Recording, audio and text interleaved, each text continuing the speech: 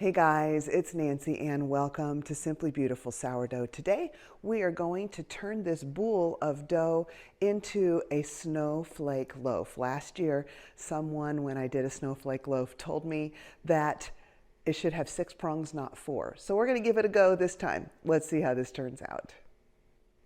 I want to cover a few things real quick before we get into the actual scoring. My loaf is fairly large. It is 500 grams total weight of flour. 20% of that is whole wheat. It is 75% hydration, 20% starter. I can go up to 20% starter, which would be 100 grams in the winter because it's colder and the bread doesn't rise as fast, so it works a little bit better. And it is 2.5% salt. I have my oven preheated as always to 500 degrees with the lid off of the Dutch oven. However, until just a moment ago, I had forgotten that the lid wasn't supposed to be on. I just had stuck the whole Dutch oven in there. So this is still kind of hot, and so it's not going to be cold like it normally is after scoring when I put it into the oven to bake initially. I will be baking it when it goes in at 425 degrees. I will put the colder lid on top of the Dutch oven with the bread in it, slide it in there, move the heat down to 425 degrees and bake it like that for 40 minutes. I think that's about it. If you could real quick squish that like button, helps this so much. And if you find this content enjoyable, helpful, informative in any way, I would really appreciate it if you would subscribe, and please pass this along to anyone who you think might enjoy a video like this. Okay, I think that's about it. Let's get on to the scoring. The links for everything I am using here, all of my tools, will be in the description box below, and I usually pin it to the top of the comments as soon as I can after the video comes out as well. Putting my bread sling on top of my dough with the turntable, flipping that over. I am going to give a coat of water like I always do. Let that soak in just a second while I dry my hands. And now I am going to go ahead and dust with rice flour. Like I've said before, the rice flour helps keep the design, make it stand out. It's nice and bright that way, and I think with the snowflake it's especially appropriate.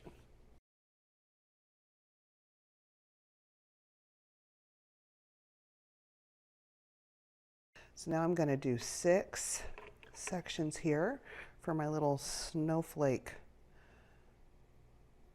barbs, whatever those things are. Probably gonna have to adjust a time or two to make sure they get as even as possible. I actually don't think I did half bad right there. If you can do a wheat stalk, you can do a snowflake. So I'm going to start making a little line right there. My wheat stalk is going to come down.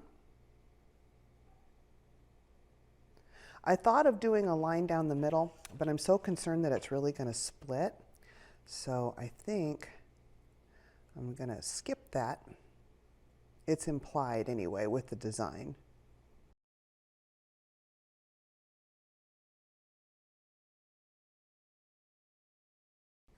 I should have made this one further out.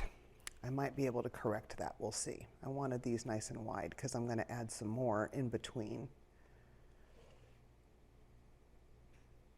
I'm cutting kind of deep on these. I really want the lines to show up when the oven spring hits and it splits.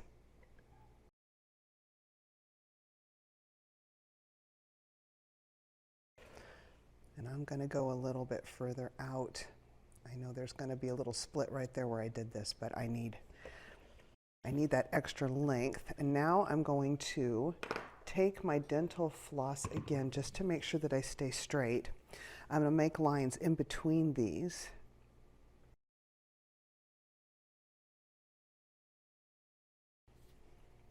And now I'm going to do smaller wheat stalks going here.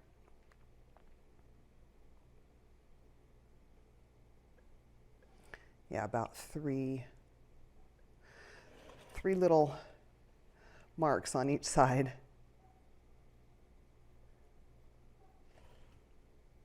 I am coming off of a cold, so if I sound a little stuffy, that's why.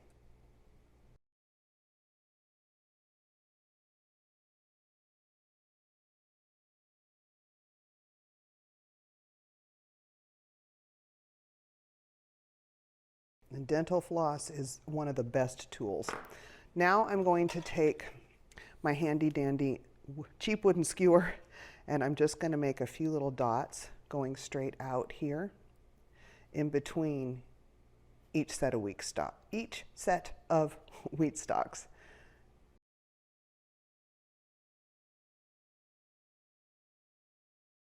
A pretty good poke. I'm probably going in half an inch or so in depth each time I do this.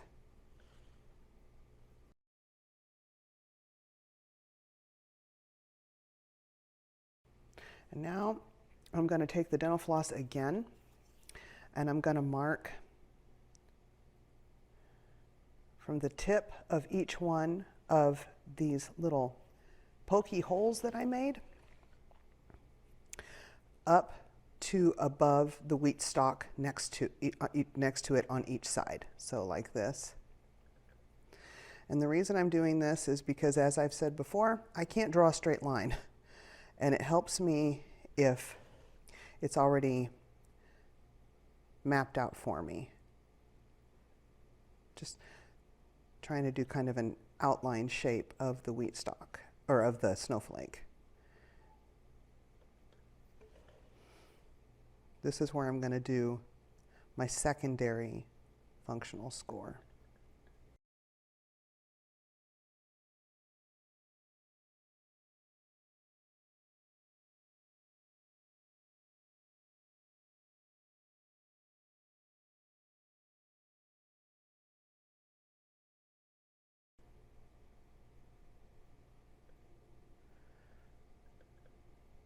Okay, there's all my lines. Now I'm just going to cut along those lines to outline my snowflake.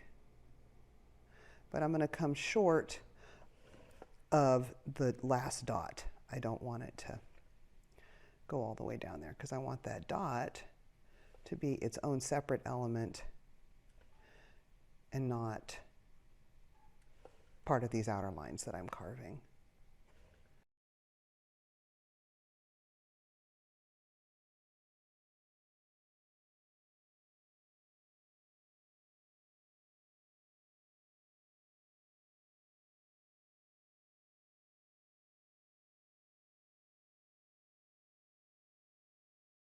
Whenever I do these, my lines always wind up wonky.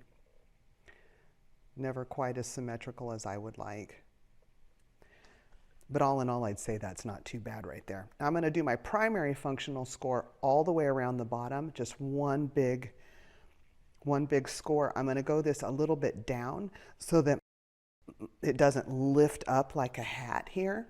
This score, the snowflake might, but I don't want this to lift, and I found the trick to that is just to point my blade down. And this one I'm going real deep.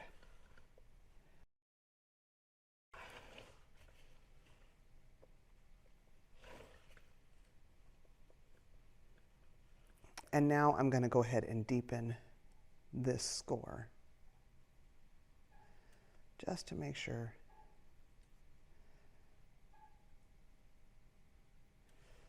it separates properly. Now that the deeper score around the bottom is taking the pressure off of it. I don't like to do that deeper score first because that makes the loaf really relax and spread out when I'm scoring.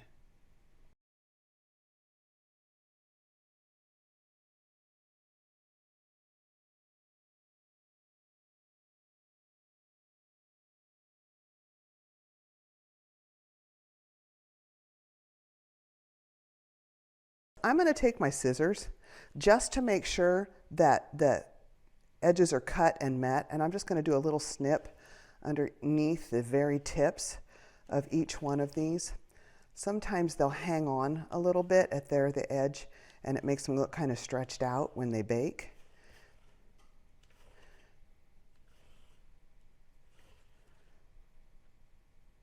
Have I already done these? Okay, I think I've already done those.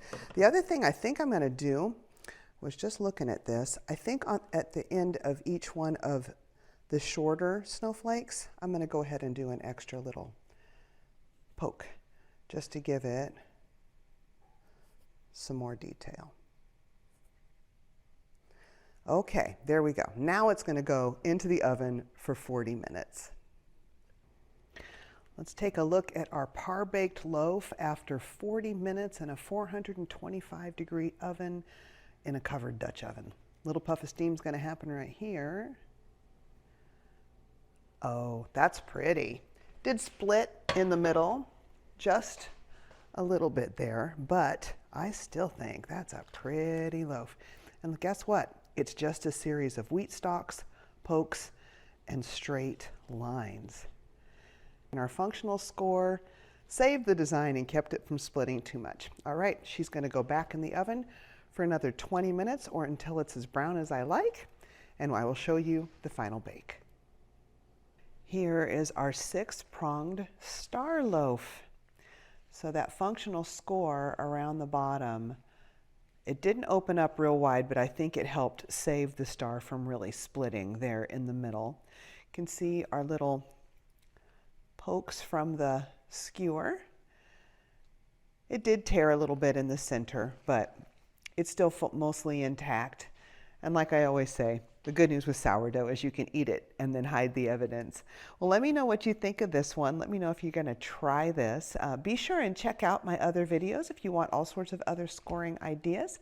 I really appreciate you being here and spending a little bit of your valuable time with me.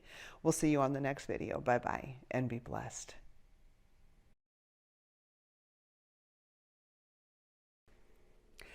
Hey guys, it's Nancy Ann. Today, nope, I forgot the Simply Beautiful sourdough part. Hey guys, it's Nancy Ann.